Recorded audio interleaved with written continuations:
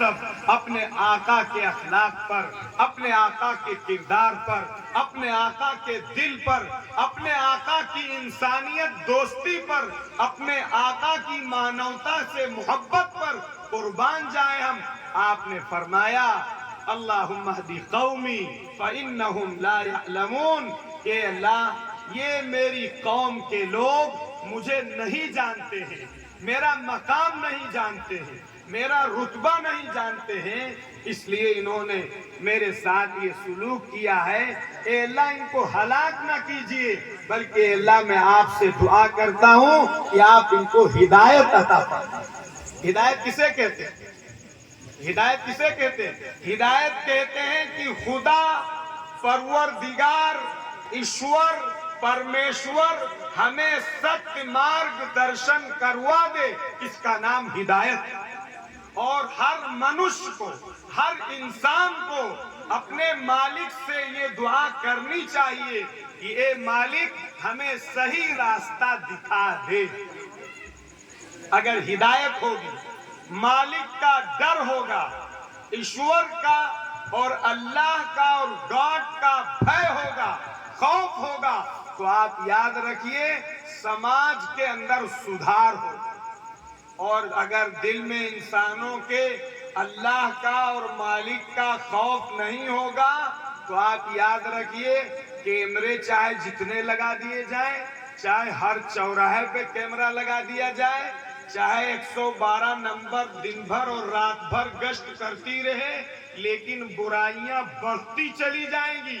برائیوں کے روکنے کا صرف ایک راستہ ہے، وہ راستہ یہ ہے کہ انسانوں کے دلوں میں، انسانوں کے ہردے میں مالک کا خوف بٹھایا جائے کہ اگر آج تم ظلم کرو گے، اگر آج تم چوری کرو گے، اگر آج تم کسی مہیلا پر ہاتھ اٹھاؤ گے، کسی مہیلا کو ستاؤ گے، بلکہ کسی انسان کیا کسی جانور کو بھی ستاؤ گے، تو کل کو خدا کے یہاں تم کو اپنے کیے کا حساب دینا ہوگا۔ جب تک انسانوں کے دل میں یہ نہیں ہوگا، سنسار سے کرپشن کو ختم نہیں کیا جا سکتا۔ آپ جانتے ہیں، دیکھتے ہیں، آج سے 50 سال پہلے جو آج کل کام ہوتے ہیں، چوری کے، بےایمانی کے اور ریپ کے، زناکاری کے، وہ آج سے 50 سال پہلے زیادہ تھے یا اب زیادہ ہے؟ ارے بولیے، جو نوجوان ہیں ان کو تو معلوم نہیں ہوگا، بوڑھے لوگ بتا سکتے ہیں۔ اور میں ایک بات بتاتا ہوں آپ کو، بہت پوائنٹ کی بات، دھرتی پر جتنے پاپ اور گناہ ہوں گے، دھرتی پر جتنا زیادہ اتیاچار ہوگا، بھرشٹاچار ہوگا، دھرتی پر جتنا زیادہ انسان کو پریشان کیا جائے گا، ظلم کیا جائے گا، خدا اسی حساب سے انسانوں پر اور دھرتی پر ان کے پاپوں کے نتیجے میں نئی نئی بیماریاں اور نئی چیزیں خدا ہمارے اوپر ڈالے گا۔ پہلے پاپ کم تھے، پہلے گناہ کم تھے، پہلے لوگوں میں پریم تھا، پہلے لوگوں میں محبت تھی، پہلے لوگوں میں بھائی چارہ تھا، پہلے لوگ پریم کے ساتھ رہتے تھے۔ چھوٹا نوجوان بچہ کسی بڑے کے سامنے نہ کوئی گالی بک سکتا تھا، نہ کوئی تو میں کہہ سکتا تھا، نہ کوئی بات کرتا تھا کہ صاحب یہ ہمارے ابا کی عمر کے ہیں، یہ ہمارے چچا کی عمر کے ہیں، ہم کچھ کریں گے لیکن کیا کریں گے؟ الگ کریں گے، ان کے سامنے نہیں کریں گے۔ یہ ہمارے بچوں کی مینٹیلٹی تھی۔ لیکن آج کیا ہو رہا ہے؟ آج جانتے ہیں، شرم آتی کہتے ہوئے کہ آج نوجوان بچوں کے ہاتھ سے ماؤں پر اور باپوں پر وہ ظلم ہو رہا ہے جس ظلم کو بیان نہیں کیا جا سکتا۔ 1000 باپ آپ کو صرف اپنے بارہ بنکی ڈسٹرکٹ میں مل جائیں گے جو اپنی اولاد سے پریشان ہوں گے۔ بہت سارے بچے ایسے ہیں جنہوں نے اپنے باپوں کے اوپر ہاتھ اٹھایا ہے، بہت سارے بچے ایسے مل جائیں گے جنہوں نے اپنی ماں کے گریبان بہت سارے بچے ایسے مل جائیں گے جنہوں نے ماں اور باپ کو گھر کے باہر بھگا دیا ہے، صرف میرے عزیز و بزرگوں دوستوں، کیوں؟ اس لیے کہ وہ سارے سنسکار، وہ سارے مینرز، وہ ساری کوالٹیز جو پہلے پرکھوں نے سکھائی تھی، دھیرے دھیرے دھیرے سیریل کے ذریعے سے، موبائل کے غلط استعمال کے ذریعے سے، موبائل کے مس یوز کے ذریعے سے اور انٹرنیٹ کے ذریعے سے یہ سارے زہر، یہ سارے ڈوز ہمارے بچوں اور بچیوں کو پلائے جا رہے ہیں، چاہے وہ ہندو کمیونٹی کے لوگ ہوں، چاہے مسلم کمیونٹی کے لوگ۔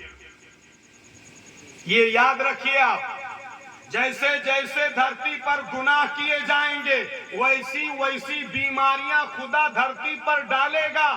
پہلے گناہ کم تھے، پہلے آپ کو کھال کھال سننے کو ملے گا کہ بھیا فلانے کے کینسر ہو گیا، مالک سب کی حفاظت فرمائے اور سب کو اس برے مرض سے محفوظ فرمائے۔ پہلے آدمی کہتا بھیا فلاں گاؤں میں فلانے آدمی کو کیا ہو گیا؟ کینسر ہو گیا۔ بوڑھے لوگوں سے پوچھئے گا، اور فلاں آدمی کے ساتھ فلاں گاؤں میں اٹیک پڑ گیا، اور اب کیا ہو رہا ہے؟ آپ ٹراما سینٹر چلے جائیے، آپ کو ہر 2 منٹ پہ، ہر منٹ پہ، ہر سیکنڈ پہ صاحب اٹیک کے مریض اور نہ جانے کیسی کیسی بیماریوں کے مریض، شوگر کے مریض۔ یہ سب بیماریاں وہ ہیں جو شوگر وگر تو ہم سمجھتے ہیں جو لوگ 60 سال 70 سال کے ہوں گے انہوں نے اپنے بچپن میں یہ نام بھی نہیں سنا۔ بہرحال وہ ایک الگ موضوع ہے۔ میں یہ کہہ رہا تھا کہ جب جب انسانوں میں برائیاں آئیں گی، ظلم آئے گا اور پریشانیاں اس وقت تب بڑھتی جائیں گی، مالک کی طرف سے بیماریاں پیدا کرتی جائیں گی جب ہم پاپ کرتے رہیں۔ تو بہرحال وہ بات تو الگ چلی گئی۔ میں یہ کہہ رہا تھا کہ ہمارے آقا تاجدار بطحا محمد الرسول اللہ صلی اللہ علیہ وسلم وہ ساری دنیا کے انسانوں کے نبی اور پیغمبر تھے۔ انہوں نے سب سے پہلے لوگوں کے دلوں میں مالک اللہ کا خوف پیدا کرنے کی کوشش کی تاکہ سنسار کے لوگ، سماج کے لوگ سارے کے سارے برائیوں سے اور بیماریوں سے بچ جائیں۔ آپ نے ان کو سمجھایا، انہوں نے پتھر مارے، گالیاں دی، سخت سست کہا، آپ کا خون بہایا، اور آپ نے ان کے لیے دعا کے ہاتھ اٹھائے کہ اللہ ان کو ہدایت دے دے، اللہ ان کو سچ مارگ درشن کروا دے، اللہ یہ ہماری قوم کے لوگ ہیں لیکن ہمیں نہیں پہچانتے ہیں، اس لیے انہوں نے یہ سلوک کیا۔ یہ سلوک تو آپ نے بار بار سنا ہے، ابھی صاحب اشعار میں بھی سنایا گیا، شعر میں بھی سنایا گیا۔ اب آپ دیکھیے کہ ہماری زندگی کس رخ پر ہے۔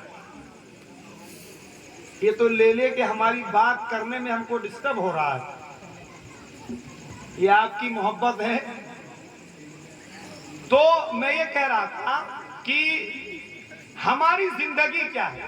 ہمارے آقا نے ہم کو سکھایا تھا، کوئی پریشان کرے، کوئی تم کو ستائے، کوئی تم کو دکھ دے، کوئی تمہیں اذیت پہنچائے تو تمہارا یہ کام ہے کہ مالک سے اس کے لیے دعا کرنا اور اس کو صحیح راستے پہ لانے کی فکر کرنا اور اس سے الجھنا نہیں۔ ارے یہی تو سکھایا تھا۔ ہمارے سماج کا کیا حال جانتے ہیں آپ؟ ارے جانتے ہیں، میں بتاؤں، ہمارے سماج کا حال یہ ہے کہ اگر ہم سب اسی تھے، اگر کوئی آدمی اپنے گھر میں کسی بچی کی یا بچے کی شادی کرے، ٹھیک، شادی کرنے میں وہ بیچارہ چھوٹی شادی کرنا چاہتا ہے،